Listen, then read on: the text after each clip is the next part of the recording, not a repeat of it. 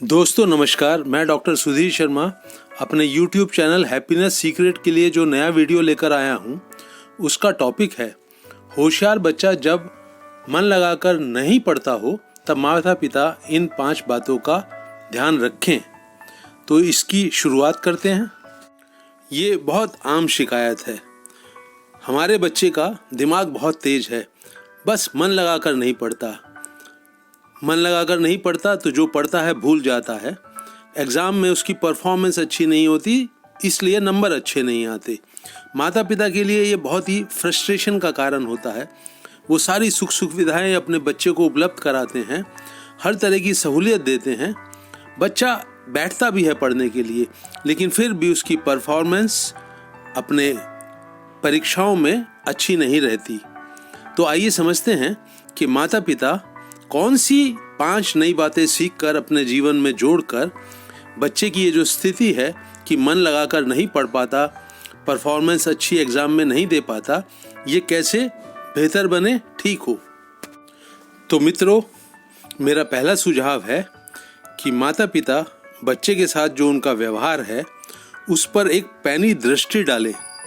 क्या उनका व्यवहार बच्चे के साथ संतुलित है? संतुलित व्यवहार का क्या अर्थ है, जरा इसे समझ लेते हैं। आजकल के माता पिता अपने बच्चे के भविष्य को लेकर बहुत महत्वाकांक्षी हैं।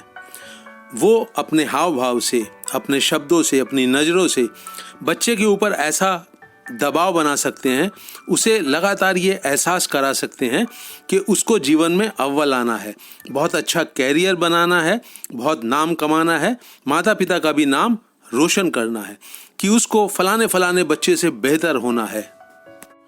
माता पिता की आंखों में हमेशा बच्चा एक तनाव देख सकता है। उसको लगता है कि ये लगातार उसी के ऊपर नज़र रखे हुए हैं। तो इस तरह का दबाव जो है बच्चे के लिए अच्छा नहीं होता है।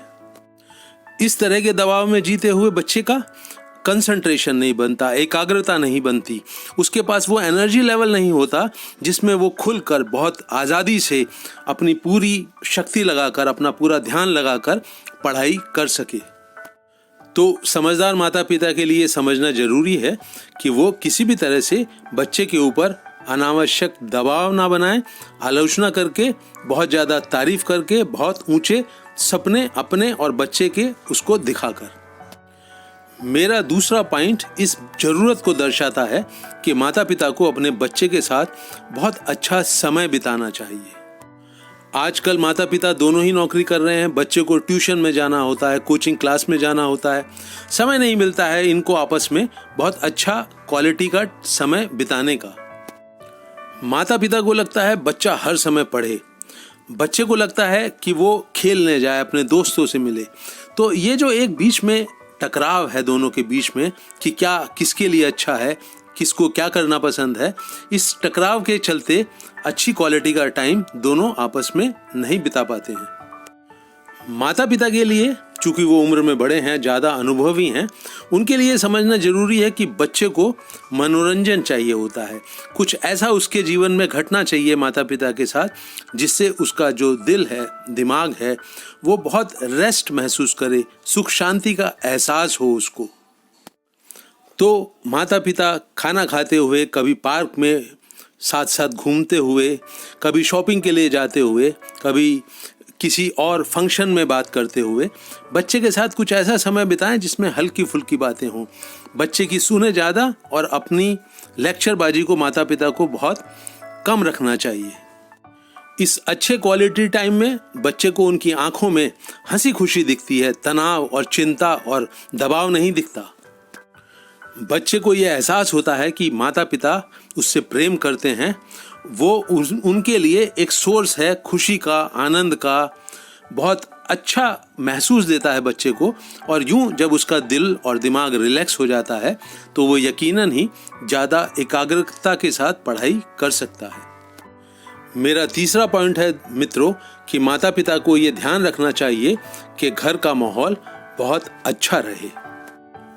उनको ये नहीं लगना चाहिए कि बच्चा लगातार पढ़ता रहे और बाकी जो घर में चलता है उसकी तरफ उसका ध्यान नहीं होता। माता पिता का आपस में झगड़ा हो जाए, दोनों के बीच में मनमुटाव हो जाए, बच्चा चिंतित और परेशान हो जाता है। वो किताब सामने रख के खोल के बैठेगा भी तो भी उसको ज़्यादा समझ में नहीं आएगा।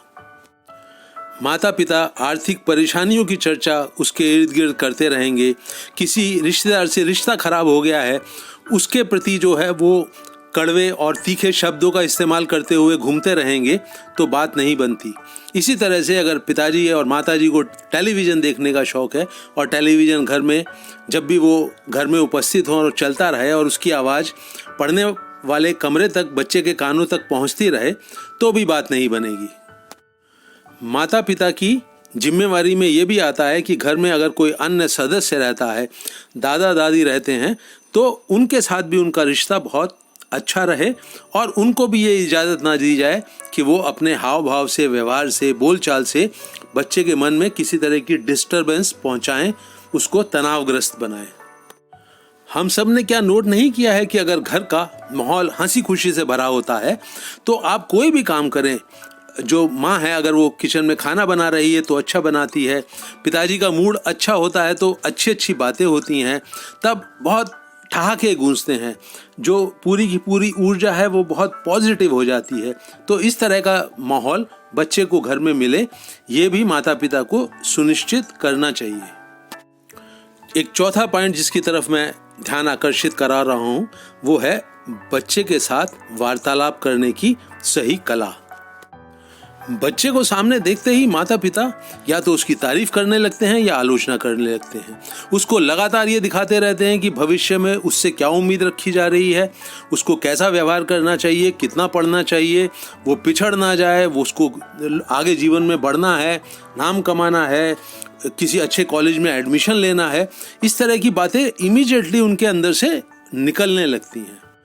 उनको इस चीज़ का बिल्कुल एहसास नहीं रहता कि बच्चे को भी बोलने का अवसर मिले, वो भी एक बहुत ही शांत माहौल में जिसमें माता पिता उसकी बात बड़े ध्यान से सुने, अपने दिल की बात कह सके, उसके डर क्या हैं, उसकी चिंताएं क्या हैं, वो किन परेशानियों का सामना कर रहा है, ऐसी कोई बात बच्चे को कहने का अवसर ही नहीं मिलता। उसका माता पिता से सामना होने का अर्थ यही है कि अब उसे लेक्चर मिलेगा, वो मेंटल टेंशन का शिकार बनेगा, अनावश्यक दबाव का शिकार बनेगा। तो धीरे धीरे बच्चा अपने मन की बात कहने की जो एक समझ होती है उसको ही भुला बैठता है। तब वो जो वार्तालाप है वो एक तरफा हो जाता है। माता पिता उसको लेक्चर देते हैं, उनको लगता है अपनी नज़र में हौसला बढ़ा रहे हैं, पर ऐसा कुछ हो नहीं रहा है क्योंकि वो बच्चे के दिल को छूने में असमर्थ होते हैं। तो माता पिता के लिए जरूरी है कि वो वार्तालाप को दो तरफा बनाएं। मेरा पांचवा और आखिरी पॉइंट ये है कि बच्चे को ये एहसास कराना बहुत ज़रूरी होता है कि उसका मन पढ़ाई में जो नहीं लग रहा है वो क्यों नहीं लग रहा है। बच्चा खुद अपनी समझ से समझे कि वो पढ़ने में बावजूद मेहनत करने के, बावजूद कई कई घंटे कुर्सी में बैठने के, उसकी परफॉर्मेंस अच्छी क्यों नहीं हो रही है। ये एहसास बच्चे को अगर खुद ब खुद हो जाए, उसे अपनी कमियां खुद ब खुद समझ में आने लगे, तो निश्चित ही वो अपने भीतर इम्प्रूवमेंट करने के लिए प्रयास शुरू करेगा और समझदारी से करेगा। तो मित्रों, यहाँ मैं ये कहना चाहूँगा कि माता पिता उसे सिर्फ मौखिक रूप से ये ना समझाते रहें कि तू ये कमी है तेरे अंदर, ये तू गलत कर रहा है, इसको ऐसे करेगा तो ज़्यादा ठीक रहेगा। इसके लिए जो तरीका मेरे ही समझ में आता है मैं वो आपसे शेयर करता हूँ। मेरा सुझाव है कि एक कॉपी, एक रजिस्टर बनाएं जिसमें हर दूसरे, तीसरे, चौथे दिन बच्चा अपने परफॉर्मेंस को लिखे और ये लिखे कि उसकी समझ में क्या आया है कि वो उसकी पिछले 3-4 दिनों की परफॉर्मेंस, पिछले एक हफ्ते की परफॉर्मेंस कैसे कम रही है, कमज़ोर रही है। और फिर बच्चा दूसरे पेज पर उसके सामने लिखे वो सुझाव जो वो खुद को दे रहा है कि वो अपनी परफॉर्मेंस को कैसे बेहतर बना सकता है। तो ये जब एक तरफ कमियां होंगी, एक तरफ सुझाव होंगे और बच्चा बार बार उनको पढ़ पाएगा, तो निश्चित ही वो उसको कुछ ऐसा मैसेज जाएगा उसके दिल को, दिमाग को, जो उसके अंदर इम्प्रूवमेंट लेके आएगा। उसके एक्शंस बेहतर हो जाएंगे, उसकी सोच बेहतर हो जाएगी, उसकी समझ बेहतर होने लगेगी अपने बारे में, अपनी पढ़ाई के बारे में।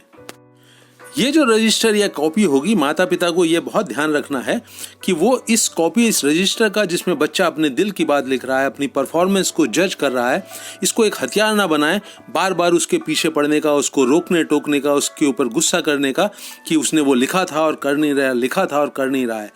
तो इस तरह का अगर दबाव नहीं बनाएंगे तो बच्चा यूं लिख लिख कर अपने मनोभावों को, अपनी कमियों को, अपनी समझ को बेहतर बनाते हुए जो आगे बढ़ रहा है, वो वास्तव में एक मैच्योरिटी ला रहा है अपने अंदर, अपनी पढ़ाई की, पढ़ने के स्टाइल की कमियों को समझ रहा है और अपने अच्छे मजबूत पॉइंट जो हैं उसके, उनकी भी समझ बढ़ती जा रही है।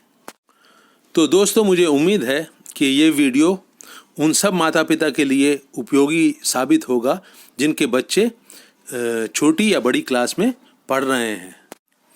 इस वीडियो को आप लाइक भी करें, शेयर भी करें। मेरे YouTube चैनल हैप्पीनेस सीक्रेट को खुद भी सब्सक्राइब करें और अपने करीबी लोगों से भी कराएं। अपने सुझाव और राय से मुझे अवगत कराएं। आप चाहते हैं कि मैं किसी विषय पर वीडियो बनाऊं तो उसको भी कमेंट सेक्शन में अवश्य शेयर करें। मेरे इस वीडियो को अंत तक वॉच करने के लिए आपका बहुत बहुत धन्यवाद।